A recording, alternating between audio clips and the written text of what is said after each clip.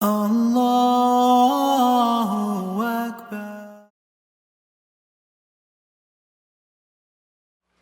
So just imagine living Islam without a mazhab, living Islam without the tafsir of at-Tabari, living Islam without on the works of al-Muhasibi and other Sufis. So where did they get their Islam from? And at another level, if we look at even the grammar of the Arabic language, Sibawai, who wrote Al-Kitab, the most important work on Arabic grammar, it's after a period. Similarly, for paper, and that's probably the most important thing that you should remember about this introduction. When does paper become available in Muslim societies? Traditionally, you will be told that it is around 750. Muslims learn about making paper from some Chinese prisoners during their expansion into Central Asia. In fact, paper starts being produced industrially in Iraq at the end of the 8th century. Before paper, it is papyrus which is used, or it is parchment, which is skin of sheep. Both are very expensive. Papyrus is quite fragile. Paper will make it possible during the 9th century to write books, because then it becomes possible to reproduce by handwriting, by copying manuscripts, cheaply books. So it becomes worth writing books. And that explains the explosion of written material that we have during the 9th century. Al-Kindi, Abu Ma'shar al-Balakhi, al-Ashari, al-Tabari, al-Shafi, all those great names would not have been possible without paper. Before that, it doesn't mean that everything was done orally, no. But it's not worth spending energy and time writing a book, properly composed, structured book, if you can't reproduce it. Only the Quran at that time will be copied in many exemplaries. But just imagine having to kill one sheep for each page of the Mus'haf that you want to produce, because each page will be written on the skin of a sheep. It makes it very costly, and only the elites were able to produce such mushafs. So let's go back now that we have made clear that none of those people belong to a period. Let's go back to 661, which is the end of the period of the 4 caliphs, the 4 well-guided caliphs. You know that Imam Ali rules the community from 656 to 661. In 661, he is killed by Ibn Muljam in Kufa. And this assassination of the 4th caliph, Ali, is the result of the great fitna that has divided the community between the partisans of Uthman, represented by Muawiyah, the governor of Syria, and the party of Ali, the partisans of Ali. The community is very deeply divided in 661, when Muawiyah will become the first Umayyad caliph and the founder of the Umayyad dynasty. But the Muslim world has already expanded then, outside of Arabia. Egypt is now part of the Muslim realm. The Muslims have gone as far to the west as Tunisia, and they have conquered Persia, and they are in northern eastern Iran already in 661. But the community will still be divided for many years. And just as one of the great achievements of the Umayyads will be the expansion of the empire, beyond the borders that were there in 661.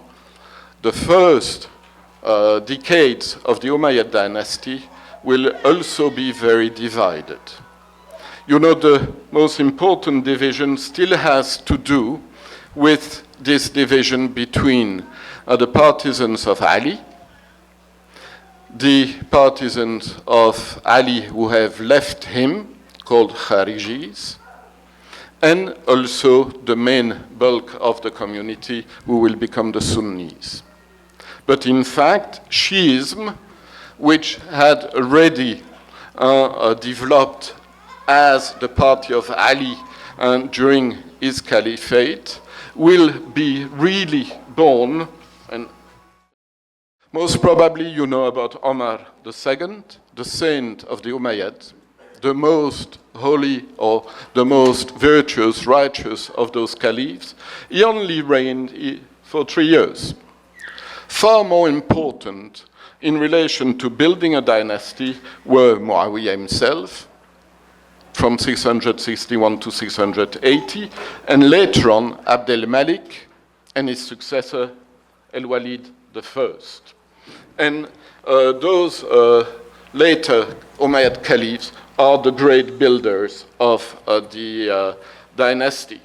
But as I told you, apart from the Shi'i-Sunni divide during the early years, we also have an anti-caliphate.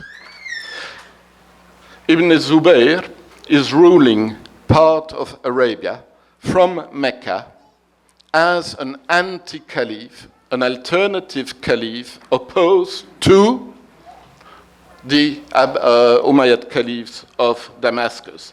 And that anti-caliphate, that's the view I wanted to show you of Karbala, which I couldn't find. So that anti-caliphate of Ibn Zubayr will rule Arabia until 692. And apart from the division Sunni Shiites, you will have this division among Sunnis between the Sunnis in Damascus and the Sunnis in Arabia. And it is only in 692 that the anti-caliphate of Ibn Zubayr in Arabia will come to an end because the Syrians will win.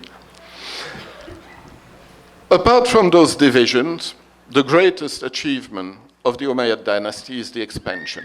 Just imagine that less than 100 years after the beginning of that dynasty, if we look at 750, the Muslims are in southern France, they are in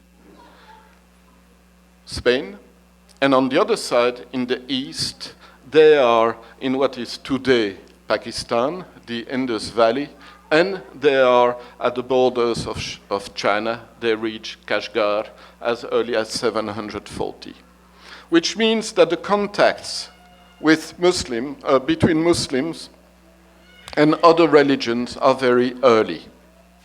Not only with Christians or Jews or Zoroastrians in Iran, but also with Buddhists in the east, in the Indus Valley and in Central Asia, with Buddhists and Hinduists. And this expansion will bring to Damascus enormous wealth.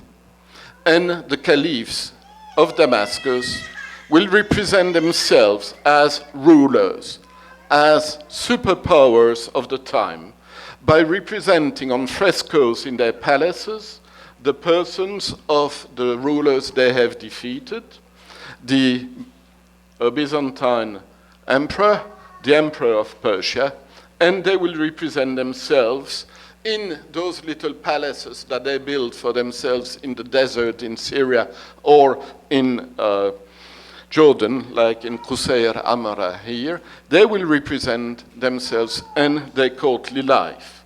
Here you have the enthroned ruler, so that's the Abbasid Caliph in the middle with a musician on the left and somebody making air condition somehow on the right. But you should see those little frescoes in those little palaces. That's al-Walid I, who rules from 705 to 715, hunting. or the bath. Bath, woman in the bath, in the hammam of the Umayyad rulers. So speak about the prohibition of drawing persons in early Islam. It doesn't seem that they cared that much about this kind of prohibition, at least in their private apartments, in the private parts of their palaces. And that palace life of the Umayyads has led to all the extremes that you can imagine. And the greatest palace of the Umayyads that you can still visit is next to Jericho in occupied Palestine, in the Palestinian territories. It's called Khirbat al-Mafjar, which is the palace of Hisham and of Walid II. And we know about al-Walid because he was an excellent poet, but we have no time to go into those aspects. Apart from the expansion, what were the main achievements of the Umayyads? We can't speak of everything, but I would say that we have important achievements in architecture. We have important achievements concerning the Arabic script. We have important achievements about writing down the Quran. And we also have some achievements in religious matters. But somehow one of the greatest achievements of the Umayyad dynasty was that they were not interested in religion. They were practicing the religion, but they were ruling the world of Islam as political military rulers, which means that they were letting the Muslims organize the religion as they wanted, without interfering. The interfering of political rulers into Islam will come with the Abbasid dynasty and will lead to what has been called the Inquisition between 833 and 848, the Mihna of the Mu'tazilis, but that's much later. During our period, the religion is lived and animated by those who believe in it. The Umayyads appoint some qadis for legal matters, but theologically, they do not interfere with the religion, which means that the religion will indeed be organized by those who believe in it. The ulama, the companions, the successors of the companions, and those who followed them, the first generations. And the fact that the Muslim rulers were not directly involved in religious matters made it possible for the religion during the 2nd century of Islam, after a period, to become a religion independent from the palace, independent from any kind of priests, independent from any kind of central authority, where the authority will be with the people. Yadullah ma'al jama'ah. The hand of God is with the communion, with the community. And that will lead to what Uthman, after me, will speak about. But architecturally, of course, the first great and the greatest realization of the Umayyads is this mosque in Jerusalem, which was built by Abd al-Malik and his successor at the beginning of the 8th century, around 710. And similarly, for the mosque in Damascus, which is a cathedral, Christian cathedral converted into a mosque.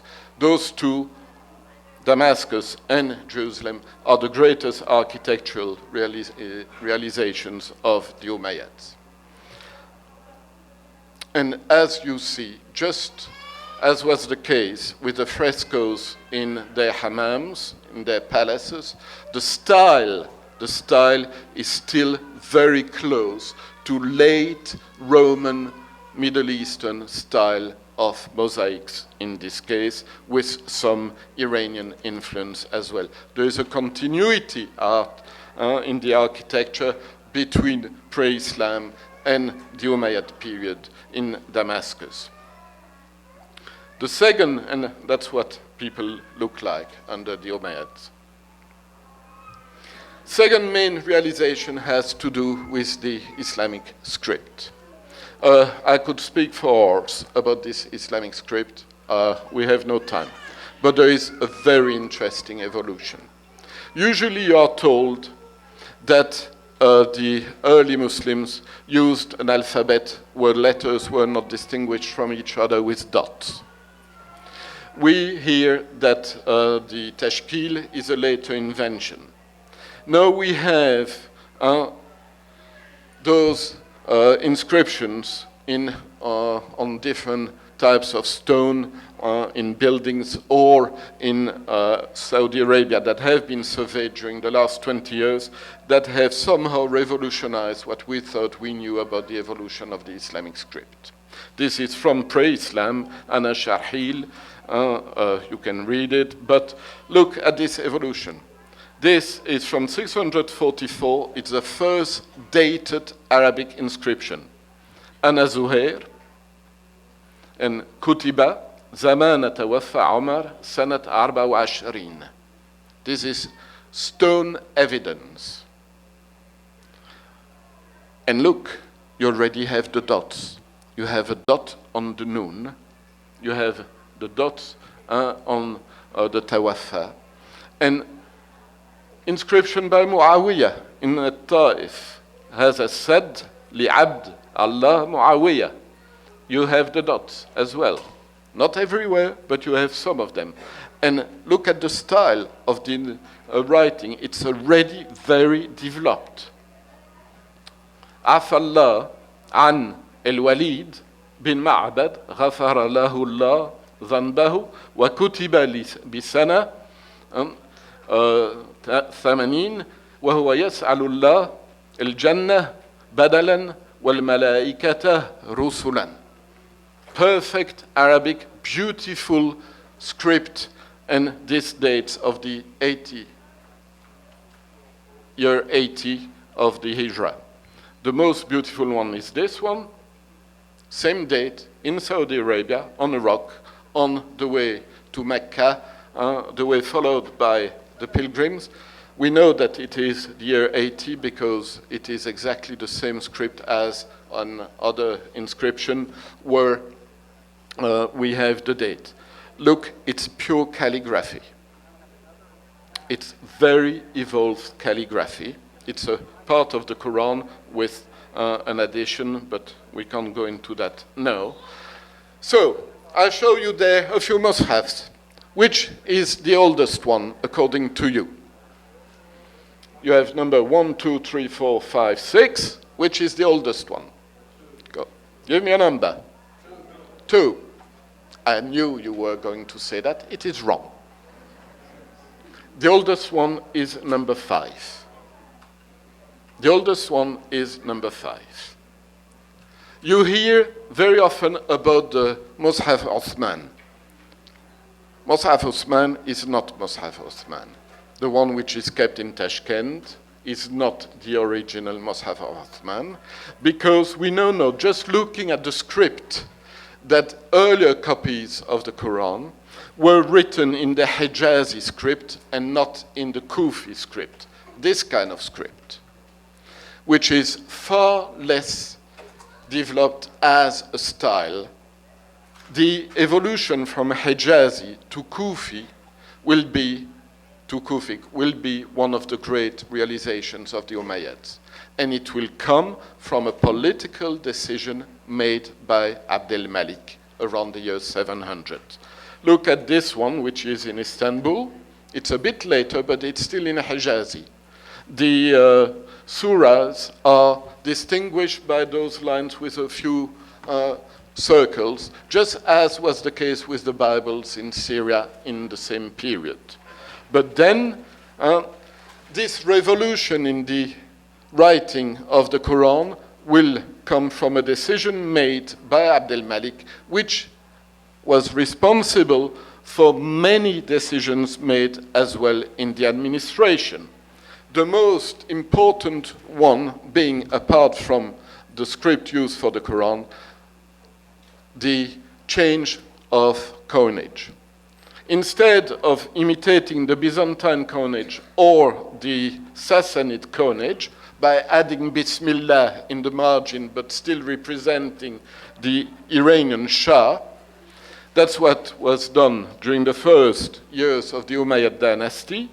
At some point, Abd al-Malik will realize that he cannot carry on imitating the Byzantine coinage or the Sassanid coinage, and he will replace his own representation as the caliph with the sword, which you see on the left of the picture at the bottom, and instead of just changing the cross of the Byzantine into some kind of pylon, which is not a cross, but which is like a finger proclaiming Tawheed, instead of doing that, all of a sudden, we see that he will have only coins with Quranic inscriptions.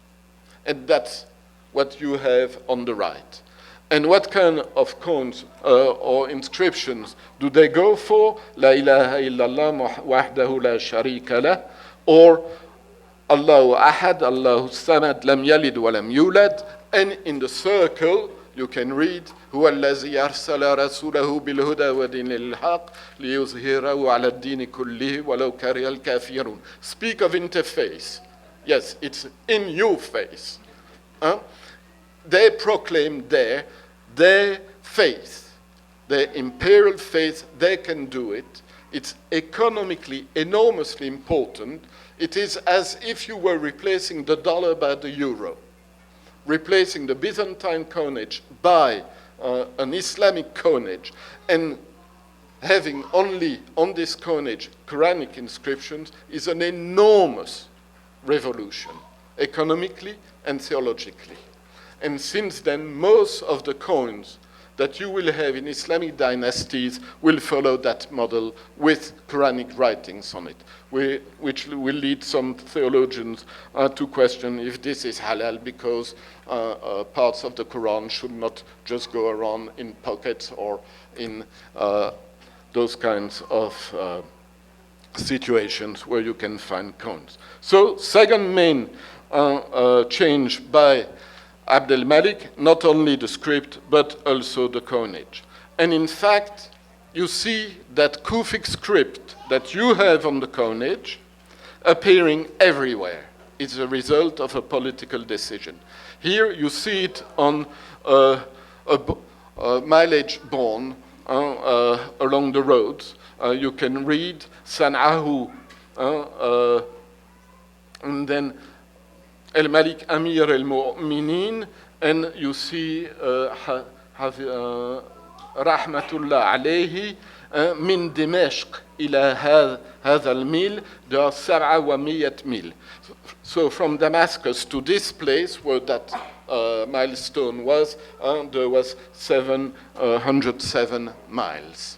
So Abd al-Malik is organizing an empire, and he imposed a particular type of script, which becomes the imperial script of the empire. You find it as well in Jerusalem, and if you want to read more about it, read this book. It's fantastic. Alain Georges, The Rise of Islamic Calligraphy. It's the best source we have about all this development of the administration and the script on coinage in mushafs and on all other aspects. I conclude.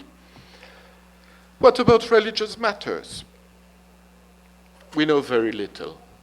And one of our best sources about religious matters during this first dynasty comes from a Christian called John of Damascus, who lives and who dies around 748. And he is a Christian theologian. He lives in Damascus. His father belongs to the administration of the Umayyad caliphs, and he speaks about the faith of the Muslims. Of course, he speaks about the faith of the Muslims in relation to Christianity mostly. And what does he say? He says things like, the Muslims say that Jesus is only the Spirit of God and a slave of God, which is what we believe in as Muslims. The Muslims say that Jesus was not crucified, that he didn't die, and that God elevated him towards him in heaven. So we have testimony from Christians about the faith of Muslims less than 100 years after the death of the Prophet, peace be upon him, which is enormously important for historians. And so, apart from that, we have a few very early Muslim theologians, but most of them go towards extreme forms of thinking and will be condemned by the local authorities under which they operate. Later theology will develop real theology will develop under the Abbasid, the following dynasty. And in matters of spirituality, of course, you have great names like Hassan of Basra, or for the Shi'is, you have also, there are some images missing, I don't know. For the Shi'is, you also have the Imam Ja'far as-Sadiq, who belongs to a period. But this is very, very inchoative. It is just the beginning. Apart from that, we have the life of Muhammad, written by Ibn Ishaq, who dies in 767. And we also have the first qira'at developing, so they are there with those blue dots. The different ways of reading the Quran are being slowly structured. But forget about proper theology. That will come much later. I conclude, what did the Umayyads achieve? In fact, they built an empire. They built an empire. Just realize how difficult it might be to, when you have such a huge expansion in less than 100 years from Arabia to Spain or to, on the other side, the Indus Valley. The Muslims are, of course, a tiny minority compared to the local populations. The local populations in the Middle East, Northern Africa, Middle East, and even Asia, will remain non-Muslim for centuries. So it's not an Islamic expansion, it is an Arab expansion.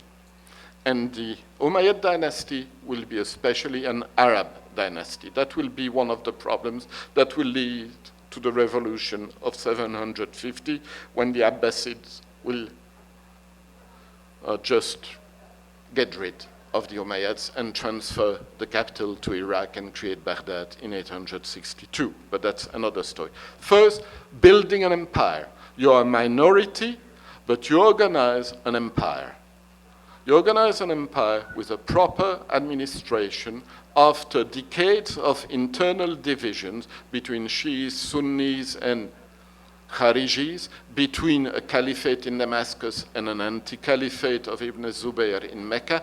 Despite all those divisions, you are able to build an empire.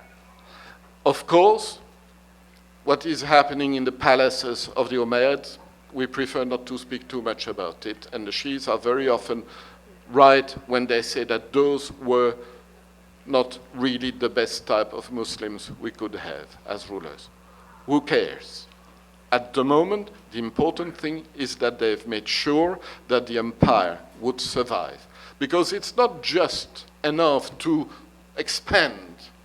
You see today some countries have empires, but they are not able to keep them. The Muslims, although they were a tiny minority, developed a way that would make the survival of that empire possible.